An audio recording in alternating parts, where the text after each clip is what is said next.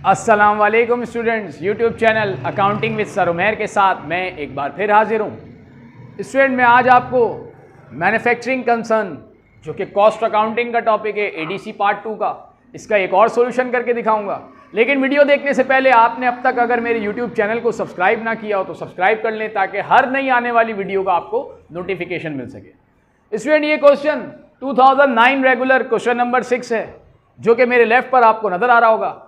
अगर question read करें तो इसमें हमसे कहा जाता है the following extract of costing information relate to commodity a manufactured by रिबी engineering company for the half year ended December 31st, 2008।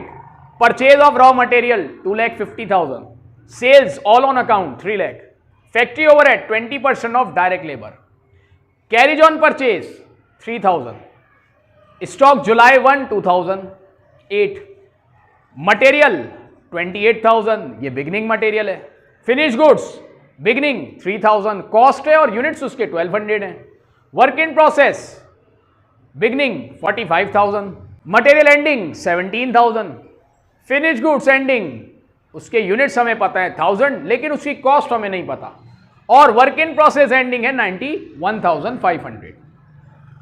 Requirement में हमसे कहा जाता है selling and distribution overhead ₹3 per unit sold during the period 29,800 units were produced. Requirement में हमसे कहा जाता है compute cost of material used, then calculate the amount of direct labour used, फिर prepare statement of cost of goods manufactured और prepare statement of cost of goods sold. तो student, पहले हमें यहां पर मटेरियल यूज निकालना होगा। मटेरियल बिगनिंग जो कि हमें गिवन है 28,000, मटेरियल हमने परचेज किया 2,50,000 का, और कैरेज इन लाने का किराया लगाया हमने 3,000 का, तो नेट रॉ मटेरियल परचेज हमने किया 253,000 का। 28 का मटेरियल बिगनिंग था, 253 हमने और खरीद लिया। इस तरह मटेरियल अवेलेबल फॉर यूज हो गया हमारे पास 2,81,000, और मटेरियल एंडिंग जो हमें गिवन है वो हमें गिवन है 17,000। हमने माइनस किया तो आ गया मटेरियल यूज्ड, जिसको आप डायरेक्ट मटेरियल भी कह सकते हैं। नेक्स्ट हमसे कहा जा रहा है कि डायरेक्ट लेबर निकालें।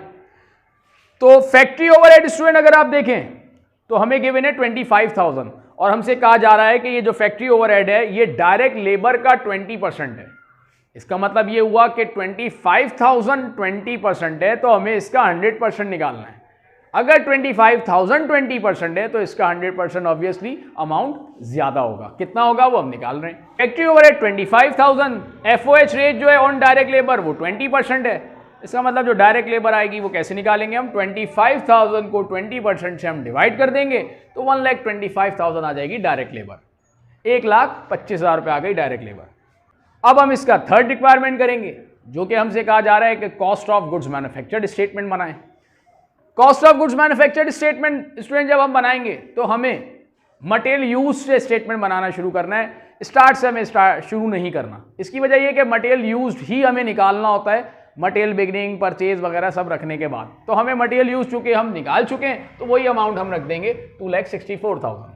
डायरेक्ट लेबर जो हमने निकाली 125,000, और फैक्ट्री ओवरहेड जो हमें ऑलरेडी गिवन था 25,000। हमने ये तीनों ऐड कर ली तो टोटल मैन्युफैक्चरिंग कॉस्ट आ गई 4,14,000। अब हम इसमें ऐड करेंगे वर्क इन प्रोसेस बिगनिंग जो कि हमें गिवन है 45,000। ऐड करने के बाद आ जाएगी total cost in work in process जो कि 459,000 आ गई।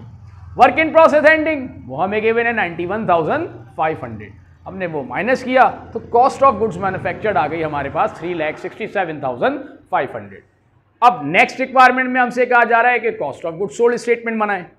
अब नेक्स्ट रिक्वायरमेंट में हमसे कहा जा रहा है cost of goods sold statement बनाएं जो कि फोर्थ रिक्वायरमेंट है। तो फिनिश गुड्स बिगनिंग स्टूडेंट वो हमें गिवन है, फिनिश गुड्स बिगनिंग का अमाउंट है 3,000। ऐड करेंगे हम इसमें कॉस्ट ऑफ गुड्स मैन्युफैक्चर्ड जो हमने निकाली 3,67,500। ऐड होने के बाद आ गया cost of goods available for sale जो कि आ गया 3,70,500।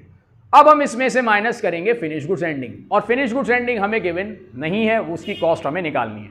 तो हम बिल्कुल उसी तरह निकालेंगे, एवरेज यूनिट कॉस्ट निकालेंगे पहले, और एवरेज यूनिट कॉस्ट को फिनिश गुड्स के एंडिंग के जितने यूनिट्स हैं उससे मल्टीप्लाई कर लेंगे। तो पहले हमें पर यूनिट कॉस्ट निकालनी होगी। पर यूनिट कॉस्ट उसी तरीके से जैसे हम निकालते आए, इसका फॉर्मूला है cost of goods manufactured divide by number of units manufactured. Cost of goods manufactured जो कि हम निकाल चुके 367,500 और यूनिट्स मैन्युफैक्चर्ड वो हमें गिवन है 29,800 ड्यूरिंग द ईयर हमने यूनिट्स प्रोड्यूस किए। जब हमने इसको डिवाइड किया तो पर यूनिट कॉस्ट हमारे पास आती है 12.33। एक यूनिट बनाने की कॉस्ट है 12.33 और फिनिश गुड्स एंडिंग के यूनिट्स जो कि हमें ऑलरेडी गिवन है 1000। तो अब हम इससे निकालेंगे cost of finish goods ending. Cost of finish goods ending units ending finish goods के जो कि हमें गिवन है 1000 पर यूनिट कॉस्ट जो हम निकाल चुके 12.33 मल्टीप्लाई किया कॉस्ट आ गई 12,333।